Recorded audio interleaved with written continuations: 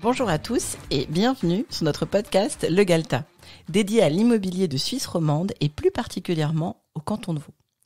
Je suis aujourd'hui avec mon acolyte de toujours, Vincent. Bonjour. Bonjour. Pour vous parler, comme annoncé la semaine dernière, sur le fait de vendre sa propriété à cause d'un divorce. Ok. Alors, comme j'ai déjà dit, c'est un sujet un tout petit peu morose. Maintenant, ça arrive. C'est vrai. Les gens ont la possibilité de divorcer et se retrouvent, je pense, un peu coincés parce qu'on se retrouve à partager, en fait, de ce que je comprends, la propriété d'un bien. Oui, alors déjà pour relativiser quelque chose, ça dépend de la façon dont les gens se sont mariés. Parce que, comme toi et moi par exemple, on s'est mariés sans contrat de mariage. Mm-hmm. Donc là, le régime qui s'applique, c'est le régime de participation aux acquets. C'est-à-dire que avant qu'on se marie, tu avais ton argent, j'avais mon argent, et puis pendant le mariage, on a généré de l'argent de par notre travail, et ces trois sommes sont différentes et sont partagées de façon différente. Par contre, tu as des gens qui se marient avec un contrat de mariage, qui est donc un contrat qui est fait devant un notaire, et qui dit exactement, voilà, moi j'avais tant d'argent au départ, j'en ai utilisé tant pour acheter la propriété, donc en cas de divorce, ce sera partagé d'une certaine façon. D'accord, donc c'est pas forcément 50-50, ça peut être, 30-70. Ça dépend, de fait, des accords. Ça dépend vraiment de ce qui est noté sur le contrat, en fait, au moment de la signature. C'est ça. Et le troisième régime, c'est le régime de séparation des biens. D'accord. Et comme son nom l'indique, les époux sont mariés, mais ils ont chacun leur vie financière qui est totalement séparée l'un de l'autre. D'accord, donc même pendant leur vie commune, ils ont des comptes séparés, tout est séparé tout le temps. Exact. Donc en cas de divorce, c'est assez simple. Chacun a sa propre fortune personnelle. Et on sait exactement qu'est-ce qu'il a mis dans la maison, du coup.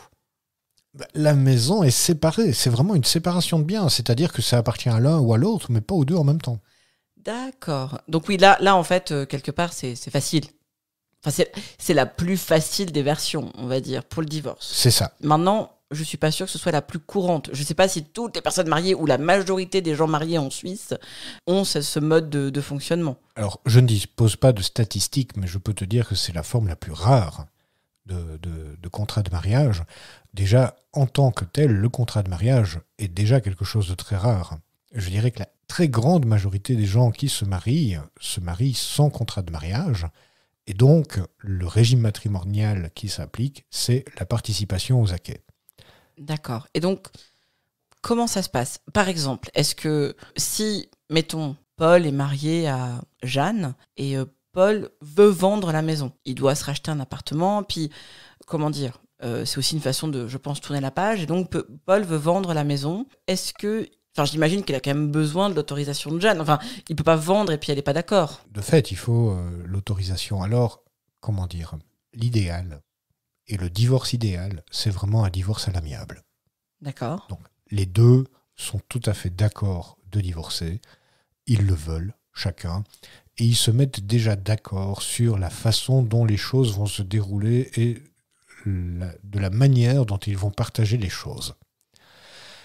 D'ailleurs, et ça m'est arrivé de travailler avec des personnes qui me disaient, mais vraiment en rigolant et en toute sympathie, on a raté notre mariage, mais on a réussi notre divorce. D'accord. Voilà.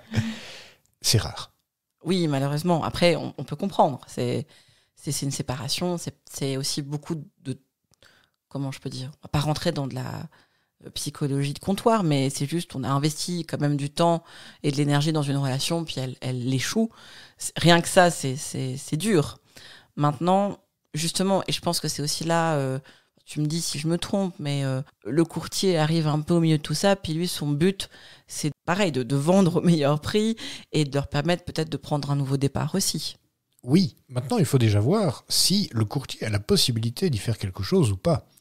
Parce que quand on a un divorce à l'amiable qui se passe correctement, le courtier a la possibilité de faire son travail pour vendre au meilleur prix possible.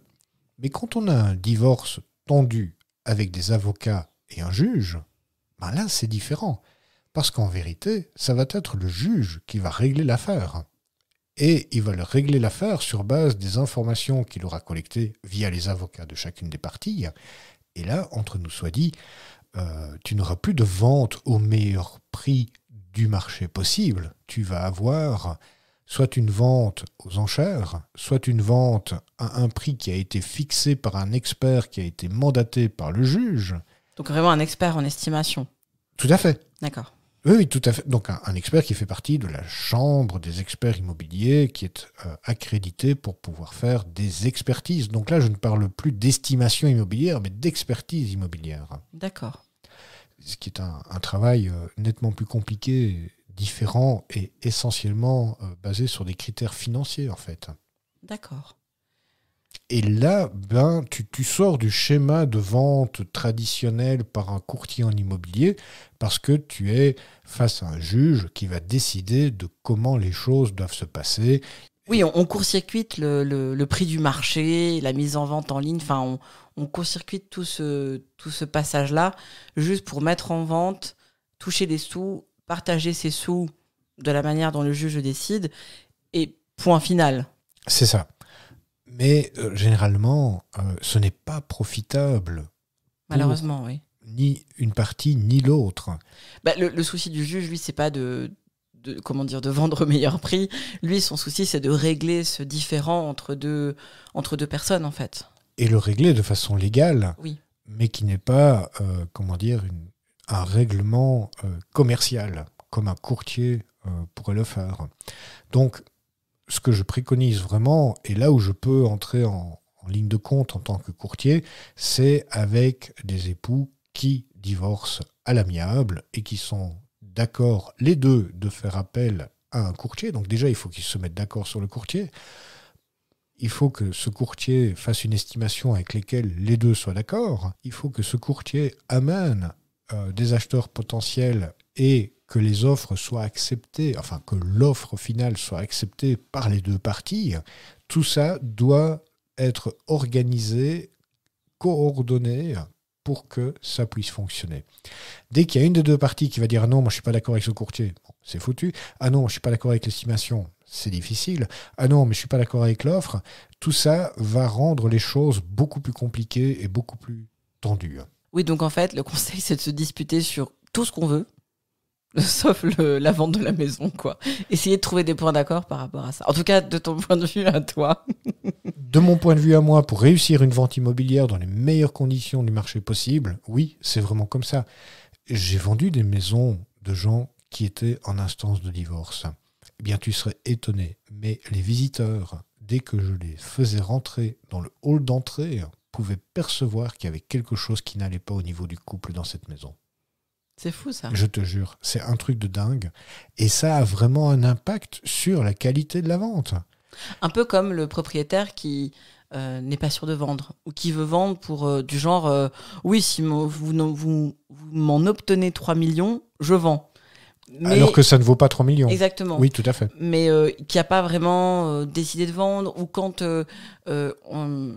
comment dire, le mari veut vendre, mais la femme, alors qu'ils sont mariés, est pas tout à fait intéressée, on sent tout de suite qu'il y a comment je pourrais dire, une intention autre et les acheteurs le perçoivent. C'est un peu la même chose, quoi. Il y a une tension, quoi, en tout cas. Absolument. Et on en revient au tout premier point de départ, le fait que les propriétaires vendeurs doivent avoir une raison de vendre. Alors, un divorce peut être une raison de vendre, mais il faut qu'ils soient d'accord. Et s'ils sont d'accord, les choses se passent facilement, de façon fluide. S'il y a un désaccord entre eux, que l'un veut vendre et que l'autre ne veut pas, ou que l'un doit vendre et l'autre ne veut pas pour lui mettre des bâtons dans les roues, le travail du courtier va être anéanti à l'intérieur de cette dispute qui continue. Oui, la vente elle-même, elle va en pâtir, quoi. Ah mais clairement, parce que les acheteurs potentiels vont savoir, vont percevoir ces informations, ils vont voir qu'il y a quelque chose de tendu, ils vont vouloir utiliser cette faille pour négocier à la baisse. Ça donne des situations qui ne sont pas du tout profitables pour les vendeurs. Bien sûr, et ça rajoute de l'huile sur le feu en plus. Oui. J'imagine. Exactement. Est-ce que tu auras un conseil supplémentaire ou on a fait le tour, en tout cas dans le cadre du podcast, par rapport au sujet du divorce et de la vente d'un bien immobilier dans ce cas-là ? De mon expérience, des informations que j'ai collectées jusqu'à présent, le courtier peut vraiment être un allié efficace pour un divorce à l'amiable d'un couple qui est d'accord de laisser faire son travail au courtier pour vraiment défendre leurs intérêts communs, sachant que ils vont récolter la moitié du bénéfice ou peu importe la clé de répartition sur laquelle ils se sont mis d'accord en fonction des fonds propres qu'ils ont investis chacun au départ dans l'achat de la maison. Mais le fait de faire les choses à l'amiable, de commun accord, va énormément faciliter les choses et va être profitable aux deux. Oui, plutôt que de faire traîner ça, parce qu'en plus, la vente d'un bien, c'est quelque chose qui lie deux personnes. Même s'ils n'ont pas d'enfants ensemble, on a une maison en commun, c'est quand même quelque chose qui les rapproche. Et s'ils veulent au contraire chacun redémarrer leur vie, le fait de se débarrasser, entre guillemets, je fais des guillemets avec mes doigts. Moi, je les vois. Oui, le fait de vouloir terminer ce cycle et mettre un point final à cette partie de leur histoire, c'est plus intéressant de le faire en 3 ou 6 mois, selon le bien, plutôt que de le faire en 3 ans. Ça va rajouter de l'huile sur le feu sans arrêt, quoi. C'est juste. Ok, bon, merci. Je t'en prie. Petit point supplémentaire quand même que je rajoute, un petit disclaimer. Évidemment, tout ceci est très générique dans ce que l'on parle. Chaque cas est différent, chaque cas de divorce est différent. C'est quelque chose à voir avec son conseiller financier, son avocat, sa fiduciaire, selon les cas. On donne là des indications générales et des conseils, mais comme pour beaucoup de choses, c'est un service personnalisé qu'il faut recevoir sur le sujet. C'est certain. Voilà. Encore merci, et puis à la semaine prochaine pour un épisode qui abordera... Oula, attention, c'est du lourd, les 10 erreurs qui vous feront perdre de l'argent lors d'une vente immobilière. Waouh. À la semaine prochaine.